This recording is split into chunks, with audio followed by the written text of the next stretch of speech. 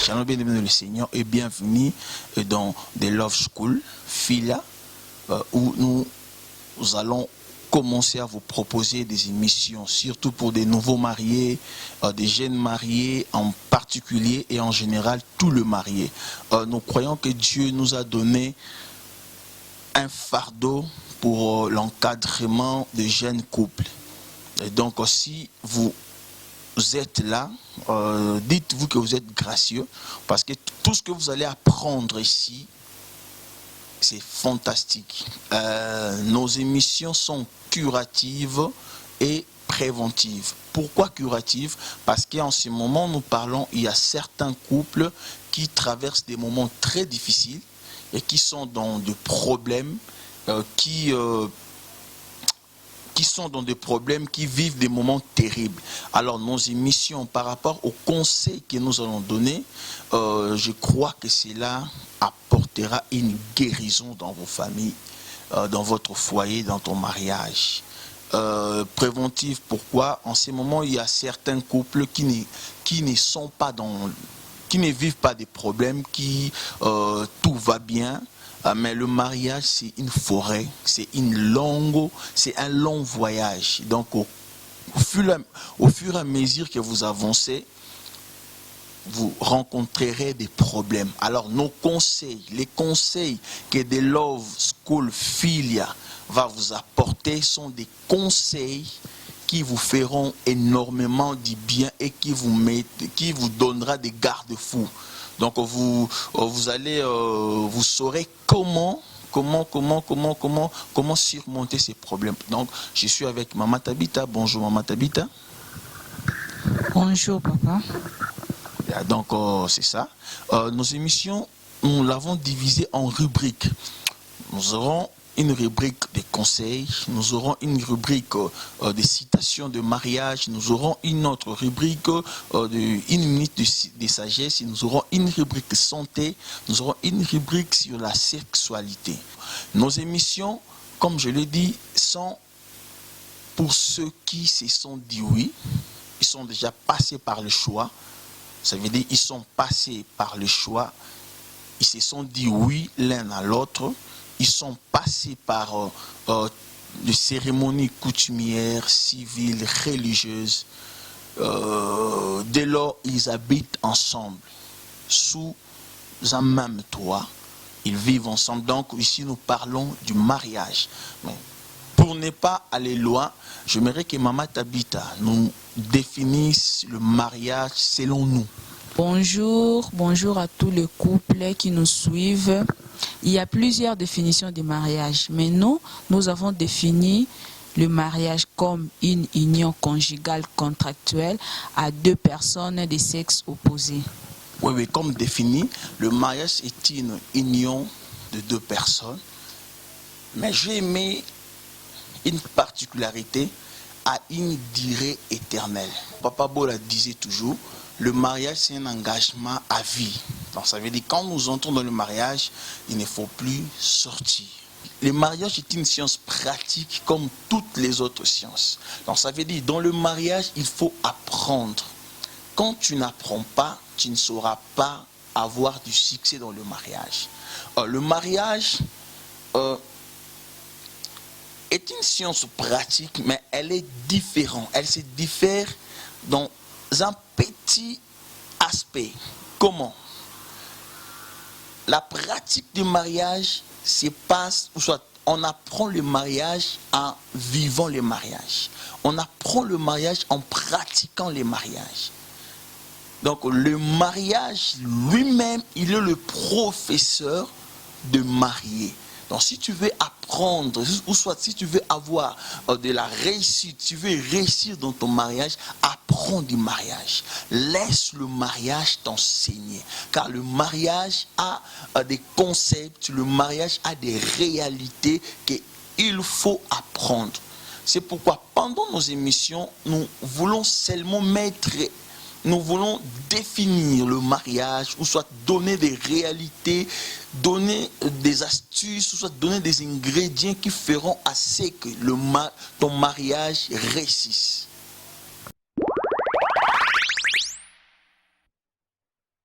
Le mariage, c'est la volonté à deux de créer l'unique. Ceci étant dit, passons au sujet du jour. Le thème que nous allons partager aujourd'hui, nous l'avons intitulé « Les clés pour faire fonctionner ton mariage ». Oui, donc nous allons parler sur les clés pour faire fonctionner ton mariage. Aujourd'hui, nous allons toucher la première clé. Écoutez-moi bien, cette première clé, elle est très importante. Très importante. C'est une clé qui va te diriger, ou soit tu vas utiliser cette clé durant tout le mariage, jusqu'à ce que le Seigneur revienne. Apprenez à connaître votre partenaire. Et avant d'en arriver là, j'aimerais toucher un aspect très important. Bien aimé, tu peux acheter une belle voiture, une voiture de marque, très jolie, très belle. Cette belle voiture que tu as achetée, si la route sur laquelle elle roulera n'est pas bonne, ta voiture aura tout le temps des pannes. Ta voiture aura tout le temps des problèmes. Tu seras obligé d'appeler à chaque fois le mécanicien pour faire l'échange de pièces, pour réparer. Alors, c'est la même chose avec le mariage. La longévité de ton mariage, la durabilité de ton mariage dépend aussi des lois, des fondements que tu établis au commencement de ton mariage. Même Dieu n'a pas épargné cette loi. Au commencement, Dieu a établi, il a institué des lois sur lesquelles toutes les créatures fonctionnent. Donc le soleil ne peut jamais désobéir aux lois que Dieu a instaurées. Donc ton mariage doit être bâti sur des fondements, sur des lois. Bien aimé, il y a plusieurs lois. Plusieurs lois qui dépendent de la vision que tu as de ton foyer. Donc moi, j'ai une vision pour mon foyer. Toi, peut-être, tu as aussi ta vision pour ton foyer. Alors, par rapport à ta vision, établis des lois, établis des principes sur lesquels ton foyer marchera. Car le foyer, c'est un projet. Pour que le projet réussisse, il faut employer ces 4 éléments fondamentaux. Bien aimé, le projet doit réussir, d'où ton foyer doit réussir. Tu dois avoir un foyer merveilleux. Et cela dépend de ta vision. C'est ta vision qui te donnera des lois, qui te donnera des principes, qui te donnera des fondements à placer. Vous comprenez ça? Alors, avant d'être amoureux, sois d'abord un bâtisseur. Ne change pas des choses, ne change pas l'ordre. Avant d'être amoureux, sois un bâtisseur. Ça veut dire, avant d'aimer, avant de t'enivrer de l'amour, sois d'abord un constructeur, un bâtisseur. Bâtis des fondements, mets des lois sur lesquelles ton amour, ton mariage, ton foyer marchera, fonctionnera. Amen. Donc ton foyer, c'est un projet. Alors pour qu'un projet réussisse, il faut employer ces 4 éléments fondamentaux. Quand la prudence fait défaut, le peuple tombe, et le salut est dans le grand nombre des conseillers. Proverbe 11, 14. Ces 4 éléments sont la bonne communication, la mise en œuvre, la stratégie et la persévérance. Le premier élément, c'est la bonne communication. Papa, tu dois apprendre à très bien communiquer ta vision à ta femme. Communique bien ta vision. Le deuxième élément, c'est la mise en œuvre. Ça veut dire, la vision que tu as communiquée vous pousse à avoir des fondements, des lois. Alors vous deux, apprenez à le mettre en pratique. Le troisième élément, c'est les stratégies. C'est au pluriel, les stratégies. Alors, il faut être stratège. Ça veut dire, si le plan B ne réussit pas, si le plan A ne réussit pas, le plan B va réussir. Si le plan B ne réussit pas, montez une autre stratégie. Alléluia. Et le quatrième élément très important, c'est la persévérance. Il faut être têtu jusqu'à ce que vos projets réussissent. Il ne faut pas abandonner. Ça sera difficile, mais il ne faut pas abandonner si tu veux arriver jusqu'à la fin. Entrons dans le sujet du jour. Premièrement, apprenez à découvrir ses qualités. En première position, il faut... La première que nous avons dit, c'est apprenez à connaître votre partenaire. Mais qu'est-ce que tu vas connaître chez ton partenaire? La première chose que tu dois apprendre à faire, la première chose que tu dois faire, c'est connaître les qualités de ton partenaire. C'est la première démarche. Frère, sœur, toi qui m'écoutes, j'aimerais insister. La première des choses, ce n'est pas découvrir le défaut de ton partenaire, parce que cela vous causera beaucoup d'ennuis. La première des choses à faire, c'est connaître d'abord les qualités de ton partenaire. Quand tu connais les qualités de ton partenaire, je t'assure, tu es en train de détruire ou soit de vaincre ses faiblesses, ses défauts. Plusieurs couples aujourd'hui, ils sont dans des problèmes. Et pourquoi? Ils ont renversé l'ordre.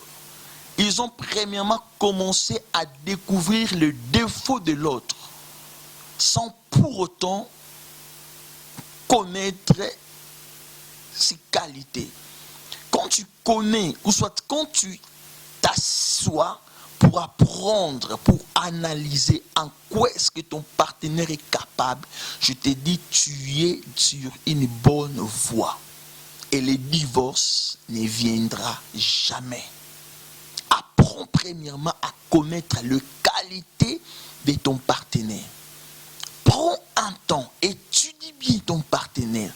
Vois ses points forts. Vois ses points forts. Prône-le. Encourage-le. Non, ici tu fais bien. Ici tu parles bien. Ici tu agis bien. Ici. Donc prends ce qu'il fait mieux. Ce qu'il ne fait pas mieux, ne touche pas encore. Apprends à connaître d'abord. Il parle bien. Il prépare bien. Elle prépare bien. Elle est sage, il est sage, elle travaille bien, il est courageux, elle est courageuse. Commence à faire sortir, à bourgeonner ses qualités. Encourage-les en ça. Je voudrais vous donner un exemple. Au début de notre mariage, nous avons passé des moments très terribles. Nous avons beaucoup appris et nous continuons à beaucoup apprendre, frère. Nous avions eu un temps très difficile où j'ai perdu l'emploi. C'était très difficile. Alors, qu'est-ce que j'ai fait? J'ai acheté un sac de 50 kilos de farine, les ingrédients pour faire des galettes. J'ai acheté 2 machines de gaufres. J'ai donné à ma femme. Prends, commence à faire des galettes, rêvons pour survivre. Jusqu'à ce que le sac de farine est épuisé, tous les ingrédients, tout n'était plus. Je lui demande, mais qu'est-ce que tu as en main? Elle me répond, je ne sais pas, je n'ai rien à main. Waouh! C'était très horrible. Mais comme je me laisse enseigner par le mariage, j'ai employé cette première clé. Je dis non, je dois d'abord comprendre le point fort de ma femme. J'ai vraiment observé, j'ai pris le temps d'analyser. J'ai dit non, elle est forte en couture parce qu'elle est couturière de formation. Elle a fait l'examen. J'ai dit oui, J'ai acheté une machine à coudre, je lui ai donné. Aujourd'hui, je ne parle plus de cette farine, je ne parle plus de cette histoire des galettes, je ne parle plus de ça. Donc j'ai compris que ma femme, elle n'est pas forte en commerce. J'ai compris qu'elle est forte en travaillant. Alors, je la pousse. J'encourage ce qu'elle sait faire. C'est la première des choses à faire. La sexualité est l'un des ingrédients du mariage. Pour être performant, il faut 1. Une bonne alimentation, 2. Faire un peu de sport. Il faut apprendre aussi à connaître ses défauts. Quand tu connais ses défauts, fais tout. Ouais. Quand tu connais ses défauts, applique ce que la Bible dit. Que le plus fort soutienne le faible. Alors, travaille ses défauts. Travaille ses défauts. Il y a d'autres défauts qui partiront dans 2 mois, 3 mois, 4 mois. Alors, il faut être très patient en ce qui concerne les défauts parce que ton partenaire n'est pas un extraterrestre. Il n'est pas un super homme. C'est un homme comme toi. Il a des qualités, il a aussi des défauts. Alors, il y a certaines situations, malheureuses ou bonnes, qui changeront votre partenaire. Alors, cette clé, cette première clé, doit vous accompagner tout au long de la vie. Tout au long de la vie. Que Dieu vous bénisse.